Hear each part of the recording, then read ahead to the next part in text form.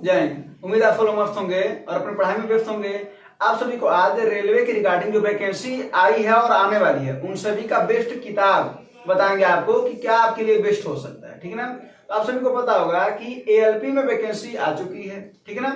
Technician की भी आपकी वैकेंसी जल्द ही देखने को मिल जाएगी। और रही बात जेई और आपका रेलवे ग्रुप डी, ठीक है ना, इस 4 एग्जाम के बारे में बताएंगे। एनटीपीसी के बारे में भी जो किताब के बारे में उसका डिटेल अभी नहीं बताएंगे। उसका भी रीजन है क्यों, क्योंकि आप सभी को पता है कि इन चारों का सिलेबस में क्या है। जो प्री का एग्जाम होता है वो 3 में प्री होता है, ग्रुप डी को छोड़ करके जो अभी तक होता आया है वो यही होता है, ठीक है। तो 3 में प्री होता है, मेंस होता है और एक में मात्र एक एग्जाम होता है रेलवे ग्रुप डी में। अच्छा, बात करते हैं कि इसका सिलेबस क्या है। तो आपको पता होगा कि 3 सिलेबस सबके कॉमन है। और सिलेबस कॉमन क्या है, मैथ, रीजनिंग और साइंस, यही ना। अगर एक बार बात कर लें कि टेक्नीशियन में शॉर्ट में बात कर लेते हैं, टेक्नीशियन और एएलपी में, टेक्नीशियन एएलपी में क्या है आपका मैथ, रीजनिंग और साइंस जो है वो 65 क्वेश्चन आता है और 10 ही क्वेश्चन, प्री का 75 क्वेश्चन है, आपको पता भी होगा। तो 65 क्वेश्चन तो यही आता है। अब बचा 10 क्वेश्चन, उसमें वो जीके जीएस करंट अफेयर आता है, ठीक ना। 65 क्वेश्चन ये हो गया। वही बात कर लेते हैं जेई का और ग्रुप डी का, इसका सिलेबस भी सेम है। क्या है इसके सिलेबस में, अब इसके सिलेबस में आपका 85 क्वेश्चन मैथ, रीजनिंग और साइंस पूछता है और बचा 15 क्वेश्चन वो जीके जीएस करंट अफेयर पूछता है, ठीक है ना। तो देखा जाए अब आप सोच रहे होंगे कि सिलेबस तो सेम है, तो ग्रुप डी और जेई में फिर अलग क्या है। देखिए एक बात बता, जैसे अगर आपसे पूछ रहा है कि गुरुत्वाकर्षण जी का मान बताइए तो वो आपके लिए क्या हो गया, रेलवे ग्रुप डी का क्वेश्चन। लेकिन अगर वही पूछ रहा है कि जी का मान ध्रुवों पर कितना होता है तो आपके लिए जेई का क्वेश्चन हो गया।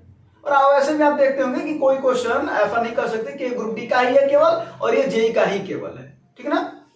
चलिए, तो ये हो गया आपका जनरली आपको पता चल गया कि कितने कितने क्वेश्चन इसमें आते हैं। आपने देखा होगा कि मैथ, रीजनिंग और साइंस में यानी सबसे ज्यादा इसका अगर देखा जाए तो परसेंटेज है पूछने का। चलिए, तो बात कर लेते हैं सबसे पहले मैथ का। अगर बात करें मैथ में तो सबसे पहले जो आपके पास जो किताब होनी चाहिए वो होनी चाहिए यूथ कंपटीशन का। क्यों, क्योंकि इसमें देखिए प्रीवियस ईयर क्वेश्चन है और प्रीवियस ईयर क्वेश्चन इसमें कौन कौन सा है, रेलवे के जो जितने भी एग्जाम हुए हैं, चाहे वो कांस्टेबल हो, आरपीएफ का, एसआई हो या जेई हो, एनटीपीसी हो, ठीक है ना, ग्रुप डी हो, एएलपी, टेक्नीशियन, जो भी पोस्ट है, प्री और मेंस में भी कुछ नॉन टेक के क्वेश्चन आते हैं। मेंस की चर्चा बाद में करेंगे उसकी किताब के लिए। तो इसमें जो क्वेश्चन आते हैं वो सभी के सभी क्वेश्चन अभी तक जितने भी एग्जाम हुए सभी के सभी क्वेश्चन इसमें हैं। तो सबसे पहले आपको चैप्टर वाइज उसे लगाना चाहिए। देखिए हम आपको एकदम शॉर्ट में बताएंगे कि कौन सी किताबें आपके पास होनी चाहिए और उसी को आप कई बार करिए। एक चीज को कई बार करेंगे ना तो आपको ज्यादा फायदा मिलेगा। कहते हैं ना कि करत करत अभ्यास के जड़ मत होता सुझाव, ठीक है ना। तो इसका मतलब है कि आपको ज्यादा प्रैक्टिस करनी है एक ही चीज को कई बार। तो मैथ में अगर आपकी बात करें तो यूथ कंपटीशन, ठीक है ना। उसके बाद अगर आप कहेंगे कि फिर भी एक किताब बताइए जिसको अगर हम बेसिक से चैप्टर वाइज लगाना चाहें तो आप लगा सकते हैं सगीर अहमद। आप कहेंगे कि किरण पब्लिकेशन भी बताया जा सकता है, बिल्कुल बताया जा सकता है। देखिए किरण पब्लिकेशन बेस्ट किताब है, नो डाउट, डाउट ही नहीं है, ठीक है ना। बात क्या है जरा समझिए, अगर आपको उसमें से परसेंटेज के 400 सवाल 500 सवाल है, अब 500 सवाल अगर आप लगाने बैठेंगे तो आपका मन पहले ही क्या होता है, उब जाता है कि 500 सवाल है, ठीक है। आप ज्यादा पढ़ेंगे तो ज्यादा नॉलेज होगा, लेकिन आप तो उब भी जाते हैं और वही ज्यादा के चक्कर में आप क्या करते हैं, छोड़ देते हैं। अब एक चैप्टर किसी तरीके से लगा, फिर दूसरे चैप्टर पता चला उसमें भी 400 क्वेश्चन है, ठीक है ना। तो इन्हीं सब चक्कर में आप क्या करते हैं, क्वेश्चन छोड़ देते हैं। और वहीं पर क्या है, सगीर अहमद की किताब में क्या है कि आपको 80 क्वेश्चन, 100 क्वेश्चन, 120 और 150 क्वेश्चन तक मैक्सिमम आपके क्वेश्चन है इसमें। और क्वेश्चन वैरायटी के क्वेश्चन, अच्छे अच्छे क्वेश्चन आपको मिल जाएंगे। तो सगीर अहमद की या तो आप प्ले स्टोर से उसका ऐप डाउनलोड कर लीजिए, आपको खरीदने की जरूरत नहीं पड़ेगी, नहीं तो मार्केट से बुक लाइए, आप उसको लगाए, आपकी जो इच्छा जैसे आप पढ़ पाए, ठीक है ना। अगर सगीर अहमद का मान लीजिए अगर आपको किताब लगाना है और उसका सॉल्यूशन, अगर कोई क्वेश्चन फंसे तो सॉल्यूशन तो दे रखा, लेकिन अगर वो नहीं समझ में आ रहा तो आप क्या करेंगे, तो आप यूट्यूब पर डाल दीजिएगा कि सगीर अहमद बुक सॉल्यूशन, निश्चित ही कोई न कोई टीचर उस क्वेश्चन के बारे में आपको समझाते हुए मिल जाएंगे, ठीक है ना। तो मैथ में आपको क्या करना समझ में आएगा, सबसे पहले काम है यूथ कंपटीशन लगाना, क्योंकि प्रीवियस ईयर क्वेश्चन है। उसके बाद अगर आप किताब लगाना चाहते हैं तो सगीर अहमद और बुक क्या नाम उसका सॉल्यूशन देख सकते हैं, ठीक है। ये हो गया मैथ का। बात करते हैं रीजनिंग का। रीजनिंग में भी आपको क्या करना, प्रीवियस ईयर क्वेश्चन लगाना है, यूथ कंपटीशन, बस एक previous year question youth competition, इसके अलावा और कुछ नहीं रीजनिंग में, ठीक है ना, उसको ले लीजिएगा। अब बात करते हैं साइंस में। देखिए साइंस में सबसे पहले आपको क्या करना है, साइंस की अगर बात करा जाए तो सबसे पहले आपको करना है कि खान सर का वीडियो फिजिक्स, केमिस्ट्री और बायोलॉजी का तीनों वीडियो सबसे पहले देखना और उनके नोट्स मार्केट से मंगा लेनी है।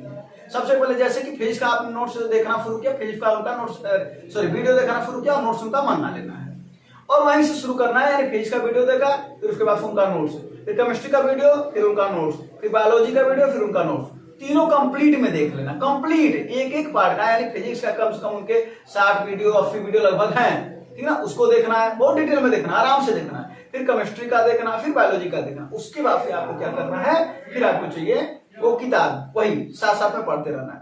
उसके बाद से साइंस में क्या करेंगे, फिर आपको लूसेंट, जो जीके जीएस वाली लूसेंट सामान्य विज्ञान की नहीं, जीके जीएस वाली लूसेंट बेस्ट है साइंस का नोट्स के लिए, ठीक ना, और रिवीजन बेस्ट है, उसके रिवीजन उससे आप बेस्ट तरीके से कर सकते हैं, तो उसको मंगा लीजिएगा, यानी उसको ले लीजिएगा। अब आपका हो जाएगा साइंस।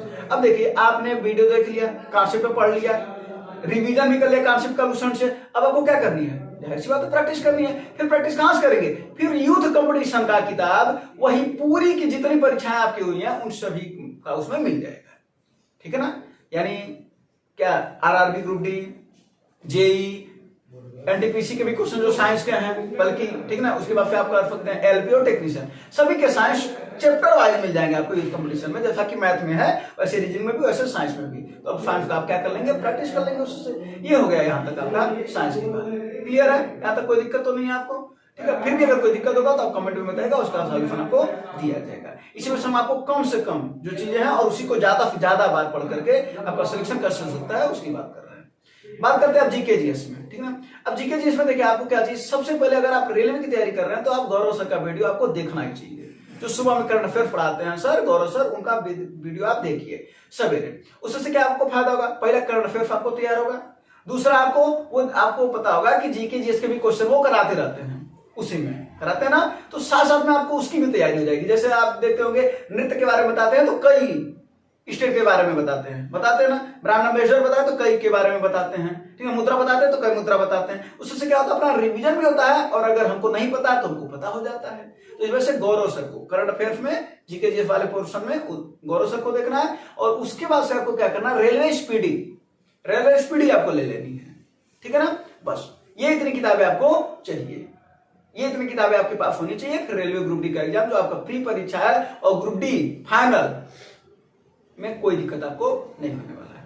फिर भी अगर आपको कोई दिक्कत होगा तो आप कमेंट में जरूर पूछिएगा, उसका आंसर आपको मिल जाएगा। धन्यवाद, जय हिंद।